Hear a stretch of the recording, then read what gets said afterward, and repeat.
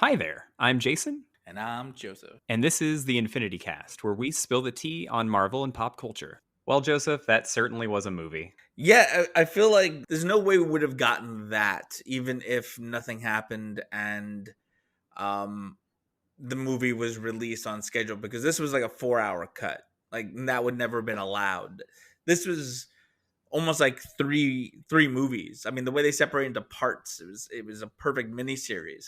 Yeah, I kind of wish that they had just released it as episodes so that I could have a bathroom break. Yeah, I mean that's pretty much what they should have done, because this felt really more like a miniseries. Those chapters really broke it down into its themes, and it was very episodic. And that's what I think gave it its power. I personally even think it could have standed to be a little bit longer if that was the take they were going to, even explain a few or the more things. It is to me the best uh, DC film has done so far within this universe. And it's not technically part of the universe. I know it's all very confusing now, because I think you're gonna have a lot of people, because it's no end game, but it was good. It feels much more definitive than the original theatrical cut. What this made me feel like is it was one of the animated movies. Like I that's how I kind of look through the lens. Like if I could just picture everything animated, one of the DC animated films, would I have enjoyed this entire film and been wanting more at the end? And the answer is yes. Like I want to see the apocalyptic dream sequence be come into reality. I want to see that battle. I want to see Darkseid take care of it all. I'm interested now. I'm invested. And now Warner Brothers doesn't probably know what to do with themselves, because they're like, who do we trust here? Yeah, and that's the thing. Warner Brothers came out ahead of this a couple months ago, and was like, "This is a narrative dead end. This is a narrative cul-de-sac. This is an alternate universe. This is not what we have planned for the DCEU." So Exactly, but everyone is going to be on board with this, because this is kind of what they wanted. Like if somehow they had released this in two separate like theatrical releases at the same time, just two movies releasing at once, or double feature it, or whatever the fuck they do, and we watched this in the theater, I think you would have had a much more delighted and less controversial moment in the DC universe. There, people would have liked this. I would have liked this. I liked this. Cyborg had a character. It was nice to actually see characters from here. I mean, I think I've been pretty honest with people about my expectations for the Snyder Cut. I've laughed at it. I never took it seriously, because for years it was like a hashtag. And I have to give it to the fans. Like, they legitimately willed this movie into existence, and I didn't just tolerate it. I actually really enjoyed it. Yeah, no, And I sort of liked the theatrical one, but I only saw it once. I never bothered rewatching it. And this, to my very, very large surprise, this makes me want to go back and watch the extended version of Batman v Superman, a movie that I swore I would never watch again. yeah, and I'm pretty sure.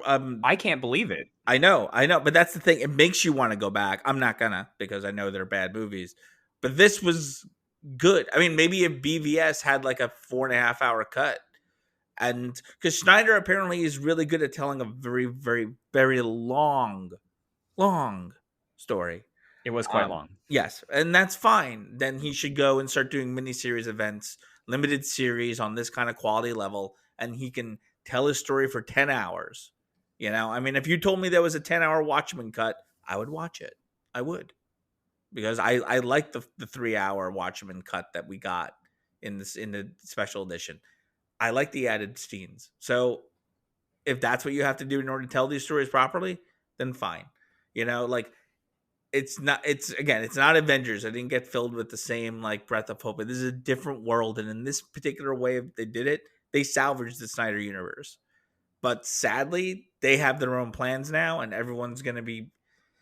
This is gonna be a freaking nightmare. Yeah, it's gonna be ridiculous, actually. And you and we're not huge fans of Zack Snyder's work in the DC. I mean, I know you did not care for Man of Steel, and I know you didn't care for Batman v Superman. Are you shocked that you like this? Because I'm shocked. I'm shocked that it. I feel like I'm shocked that yes, I like it as much as I do. I mean, like you said, it wasn't just tolerable; it was enjoyable. I sat there and I pretty much just shut up and watched it. I started taking notes in the first hour, and I realized there was just not a lot of changes, but some of the changes were there that still didn't make sense. But because it's so long, it feels like that first hour was so long ago that I stopped giving a shit. Like the by the time we get to where the story is really revving up, I'm in it. I'm enjoying it, and the complaints I had were beginning to become minuscule again and nitpicky. I'm like, all right, fine, let's just keep going. I'm never gonna like the bank scene. Um, I still think some of the logic is contrived. That's Zack Snyder. Lois Lane is still a Deus Ex Machina, but that he did manage to pull this really great introduction of everybody, so everyone has their own moment to shine, and them coming together this time feels earned. It didn't feel forced, it didn't feel rushed. I got to enjoy Cyborg's character. I got to enjoy a little bit more of everyone, I think, in a different kind of a way. The introductions made so much more sense. uh, Flash's introduction moment with Iris, I absolutely loved. That Iris, by the way, is adorable. I hope they don't recast her for the Flash movie. I don't know what the heck they're gonna do now. Going back to actually having some Victor Stone background, in the theatrical version, I don't remember a damn thing about Cyborg except that he's a cyborg. And this, they did a lot to like showcase like his backstory. They did a lot to show like his technopathy. And the overwhelming thought I had when they were showing his powers was, can Victor Stone get me Bitcoin? He can. He really can. He can get whatever you want. That guy controls all technology, and he's super powerful when it comes to that. He can get you Bitcoin. He can get you nuclear arms. He can get whatever the fuck you want. I just wish they would have let him say booyah. Nope, nothing like that. I still don't like the design for Cyborg. I'm trying to think of how else they could have done it differently. I get you don't like the kind of glass mirror, it's disco ball kind of look on him. Is that what it is? Because I mean, he always looked like a cyborg. I know, but something more practical, I think. Like, have you seen Doom Patrol? Yeah, I've seen bits of it. So have you seen him, Cyborg, in Doom Patrol? So like something like that, something a little more. I want to say low tech. Yeah, I'd say that, but a little more cinematic, Okay, so just put a little extra money into it. a little less CGI. Yeah. Okay. But that being said, in that their defense, Doom Patrol was going for something really grounded, whereas this they were going for the design. They wanted to take that cyborg from the comics, from the cartoons, and bring him to life, and they try to modernize it. So I don't have too much to criticize about that. It did look like a disco ball sometimes when the shot is right and the lighting is right. It's just like, okay, it's just a human body mirror covered in mirrors. How'd you like Steppenwolf's redesign? Better, still not Thanos, but better. That's how I felt. Yeah, it's better. I mean, like, again, the bar was really low when it comes to comparativeness. So again, I'm comparing these to other DC movies, and the fact is, I enjoyed this one. And other than Shazam and the Birds of Prey, I haven't enjoyed any of the DC movies. I didn't enjoy Wonder Woman, but Not the second one. not the second one as much. You know what issue they still have though in this movie and just in the DCEU in general? Every main villain is a gray CGI blob monster every time. Yeah, I know. And that's why, Batman's rogue gallery, I think, is really important to dive into a little bit, because they're not. They're more men in suits in some kind of a capacity. They're all just men in weird other suits, but at least they're more human and they're more grounded.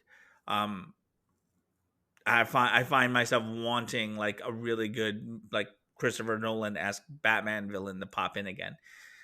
We could talk about Dark Knight Rises into forever, but Dark Knight was a great villain that didn't require a CGI blob monster model to come in and tell a good story. I mean, we did get a little bit of Jared Leto being very Heath Ledger-esque at the end. Yeah, and I wouldn't call him a Heath Ledger-esque. It was his own. It was just a little bit still the maddening element of it. But that face was definitely like heavily inspired by the Dark Knight's Heath Ledger. So I could see that. So much better than Suicide Squad version of him. So much better, so much better. And I think that's another thing. I think this cut was heavily inspired by redemption, and a way, and like having learned and grown, and you know tweak his editing style a little bit to make it more succinct. And I think it we can celebrate that it worked. That I'm glad that time was taken. um his beautiful dedication to his daughter, that he did this with a purpose, and you could feel it. So whatever nitpick I have, like I hand it down, and I'm like, all right, I can enjoy this movie as a standalone movie by itself. I don't need to watch Man of Steel or BVS. I can just enjoy this because by itself it does work. Are we ever going to get anything else from this? Probably not. You know what this movie had that I really liked from the theatrical run? They kept it all of Barry Allen. He's not Grant Gustin, who I would say is probably my Barry Allen, but I really like Ezra Miller's performance in this movie. Yeah, no, he's a really good, like, anxious, kind of geeky, on the spectrum nervousness. The personality and the character is there. His expressions are there. I enjoy Ezra Miller in this role, and I agree with you too. Like, I'm a big fan of CW Flash. That's where my favorite DC content is on CW, and that's just the way it is. Yeah, this movie was pretty cool, but it wasn't Legends of Tomorrow, guys. Exactly. But that being said, this movie was really good. So that you're gonna get that. I'm not gonna sit there and love on it the way Endgame made me feel, because Endgame had 10 years of build up, and Warner Brothers, by cheating, they skipped a lot of that. So you're not gonna get that. So it's unfair to compare. And this would be like if Phase One only had 3 movies. The Marvel universe is a much more fleshed out universe. They didn't rush it. They took a lot of time to develop it over, 20 something movies. This universe has always felt more rushed, darker. And those aren't really things that I enjoy. But this movie, it made a case. It did. It made a case, and I think it won that case. But now it's going to lead to a lot of confusion for the future of the DCU. Yeah, they're going to go straight from release the Snyder cut to unleash the Snyderverse. It's already trending. Warner Brothers people are just like, we can't. Is there a scene that stands out to you as your favorite in this cut? Yeah, no, the first age stuff was amazing to me. I loved it. But really, the Barry Allen Iris scene, I think, is the thing that standed out to me the most, and was still something I was thinking about even an hour after. Yeah, no, I would agree with that. I've seen stills from that scene because they were cut from the original movie. I'm glad they restored it. More Barry Allen in this context is better. And I also really liked at the end of the movie that run Barry run turn back time. That was really cool, because for a second I was like, legitimately, are they just gonna leave this on everyone dying? Yeah, exactly. I was like, is this okay? Maybe that's how they're gonna just end it and just call it a day. We know this was intended to be part 1 of a part 2. Yeah, this was supposed to be another one. And there was going to be a Batman in between, right? The plan was there was going to be like a solo Batman movie and then Justice League 2. Who knows? They've changed that slate so many times. Bloody hell. Also, Superman's 2 dad scenes, like the scene with the audio from both of his dads where he's getting that black suit, that was really good. Yeah, that was really good. That was well done. I've never felt that hype for Henry Cavill Superman ever. He just was not given any of the good material. Henry Cavill's a great Superman. He just was not given the material. This felt more true. This felt more real. I love that sequence too. That was him turning his back on the red suit and choosing another one. Yeah, that black suit's badass. Yeah, that was Henry Cavill as Superman here really worked. But why, Joseph? Why didn't they go for the mullet? A lot of options for Superman costumes over the years. I'd say they should have gone the full Nick Cage then. You never go full Nick Cage. They tried. They almost did, as a whole documentary will attest. Here's a big question, though. Did Darkseid forget which planet kicked his ass? Yeah, either he wasn't telling anyone because he was embarrassed, or he lost it. I guess the Earth moved, because planets do that and shit, and he just didn't want to look at it. His pride was hurt for a few millennia. That was implied, that he didn't know where Earth was anymore, or he had forgotten it. That had confused me. I was like, You got your ass handed to you. You think you'd remember it forever. But maybe that's the point. Maybe he did get his ass handed him and then he just conveniently forgot, so he never had to deal with it again. Also, Darkseid looked exactly like, had a very Kratos from God of War vibe to him. But yeah, you were not the only one who's confused by that. Refresh my memory. Did Cyborg's dad get evaporated in the theatrical cut? I think so. I want to say yes, but I have not seen Justice. I think I've seen Justice League twice. Once in the theaters and once when it came out, just to remind myself why I didn't like it at all. And it was barely tolerable, but I watched it and tried to give it compliments because everyone kept saying I was a hater, and I was just trying to like. So I tried to find the good things in it. It was not a lot, but this I sincerely liked. without having a gun in my face. So I don't remember anything about the theatrical cut. That's the bottom line to that. It's been supplanted by this movie. Yeah, and I'm thankful. I hope that this will wash the taste out forever. I will probably even watch this again either today or the next sometime during the weekend. And if I ever just get the hankering to watch a good Justice League thing, I'll either watch one of the good animated ones or I'll watch this. This is now on my list of things I can watch, and it's nice. Also, Ben Affleck's Batman. I like you. I unapologetically like you. He's a great Bruce Wayne. He is. He's a great Batman, a great Bruce Wayne, and he deserved to be given some good respect and his own film to actually flesh out his own character by himself. It's upsetting that things got so insane and dramatic during all this. Kudos to Zack Snyder for uniting him and Jared Leto's Joker, though, because that even though I don't think it's going to go anywhere, it was really entertaining. Yeah, just the whole talking about his Robin, that moment alone is just gonna fuel fans for a long time.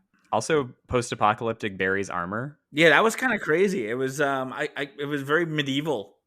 Now that seeing it up close in some of those shots, it was very medieval. Yeah, like I didn't realize it was him for half that scene. Plus, he had facial hair. He had like they did whatever he could to make him look older and more seasoned. How did you like the little bits of Martian Manhunter they threw in here? I actually wish there was a little bit more. I'm glad he was in it though. I'm glad they had a little bit here or there. I would love to see more Martian Manhunter. Big fan of the character.